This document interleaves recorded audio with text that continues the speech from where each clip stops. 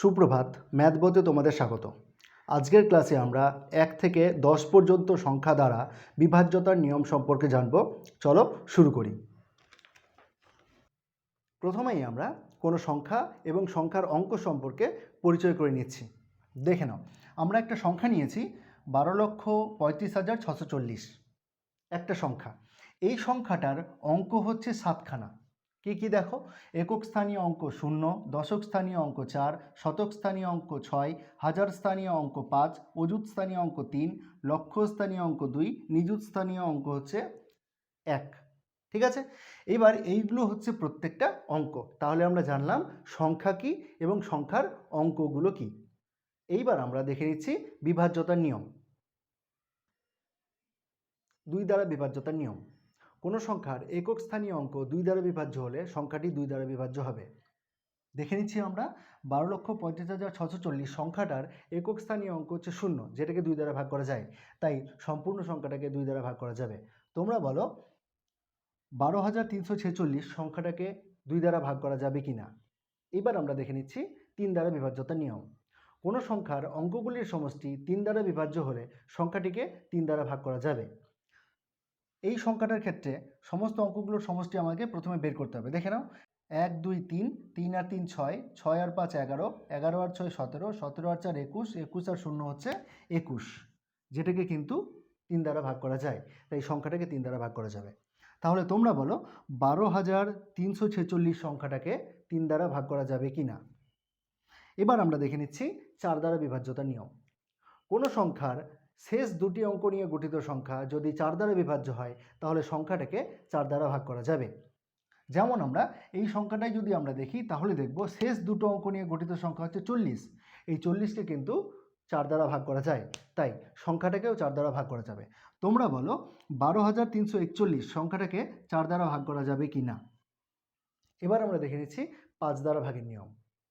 কোনো সংখ্যার একক স্থানীয় অঙ্ক 5 দ্বারা বিভাজ্য হলে সংখ্যাটাকে 5 দ্বারা ভাগ করা যাবে। যেমন আমরা এইটার ক্ষেত্রে যদি দেখি তাহলে একক স্থানীয় অঙ্ক হচ্ছে 0, যেটাকে 5 দিয়ে ভাগ করা যায়, তাই সম্পূর্ণ সংখ্যাটাকে 5 দিয়ে ভাগ করা যাবে, অর্থাৎ সম্পূর্ণ সংখ্যাটা 5 দ্বারা বিভাজ্য হবে। তোমরা বলো 1,23,005 এই সংখ্যাটা 5 দ্বারা বিভাজ্য হবে কিনা। এবার আমরা দেখে নিচ্ছি 7 দ্বারা ভাগের নিয়ম। 7 দ্বারা ভাগের দুরকম নিয়ম প্রচলিত আছে। একটা হচ্ছে ছোট সংখ্যার জন্য আর একটা বড় সংখ্যার জন্য। বড় সংখ্যার জন্য প্রথমে আগে বলি, তারপরে ছোট সংখ্যাটা বলছি। বড় সংখ্যার জন্য তোমরা প্রথমে যেটা করবে সেটা হচ্ছে 3টে 3টে করে সংখ্যা নিয়ে জোড়া তৈরি করবে।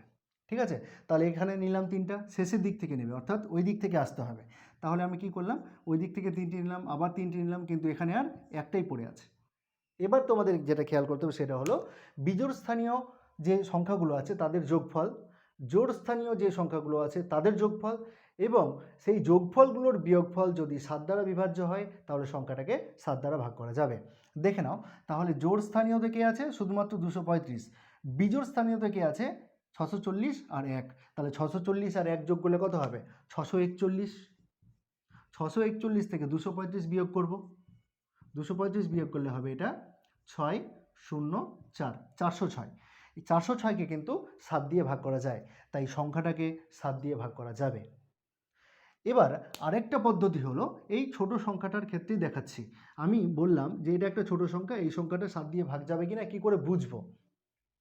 এটার পদ্ধতি হলো, এককের অঙ্কটা সেটাকে আমরা 2 দিয়ে গুণ করব, এবং গুণ করার পরে বাকি পড়ে থাকা সংখ্যা থেকে বিয়োগ করব। বিয়োগফল যদি 7 দ্বারা ভাগ যায় তাহলে সংখ্যাটাকে 7 দ্বারা ভাগ করা যাবে।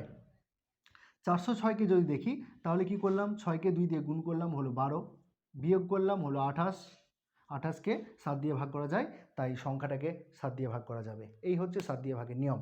তোমরা বলো এই সংখ্যাটা 7 দিয়ে ভাগ করা যাবে কি না। এবার আমরা দেখে নিচ্ছি 8 দিয়ে ভাগের নিয়ম। কোনো সংখ্যার শেষ 3টি অঙ্ক নিয়ে গঠিত সংখ্যা যদি 8 দ্বারা বিভাজ্য হয় তাহলে সংখ্যাটাকে 8 দ্বারা ভাগ করা যাবে।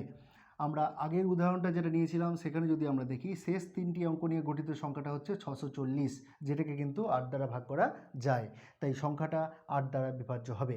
বোঝা গেল। তাহলে তোমরা বলো যে এই সংখ্যাটাকে 8 দ্বারা ভাগ করা যাবে কি না। এবার আমরা দেখে নিচ্ছি 9 দ্বারা ভাগের নিয়ম। 9 দ্বারা ভাগের নিয়ম হলো যে সংখ্যার অঙ্কগুলির সমষ্টি যদি 9 দ্বারা বিভাজ্য হয় তাহলে সংখ্যাটাকে 9 দ্বারা ভাগ করা যাবে। আমরা দেখেছিলাম এই সমস্ত অঙ্কগুলোর সমষ্টি হচ্ছে 21, যেটাকে কিন্তু 9 দ্বারা ভাগ করা যায় না, তাই এই সংখ্যাটা 9 দ্বারা বিভাজ্য হবে না। তোমরা বলো 27,612 এই সংখ্যাটা 9 দ্বারা বিভাজ্য হবে কি না। এবার আমরা দেখে নিচ্ছি 10 দ্বারা ভাগের নিয়ম। 10 দ্বারা ভাগের নিয়মের ক্ষেত্রে তোমাকে দেখতে হবে এককের অঙ্কটা। এককের অঙ্কটা যদি শূন্য থাকে তাহলেই তোমরা বলতে পারবে যে সংখ্যাটা 10 দ্বারা বিভাজ্য হবে। তোমরা বলো তাহলে 3125 এই সংখ্যাটা 10 দ্বারা বিভাজ্য হবে কিনা। তাহলে আজকের ক্লাসটা এখানেই শেষ করছি। দেখা হচ্ছে অন্য কোনো একটা ক্লাসে। ক্লাসটা কেমন লাগলো জানাতে কমেন্ট করো। যদি চ্যানেলে নতুন হয়ে থাকো, এইরকম ইন্টারেস্টিং জিনিস যদি আরও বেশি করে পেতে চাও তাহলে সাবস্ক্রাইব করে সাথে থেকো।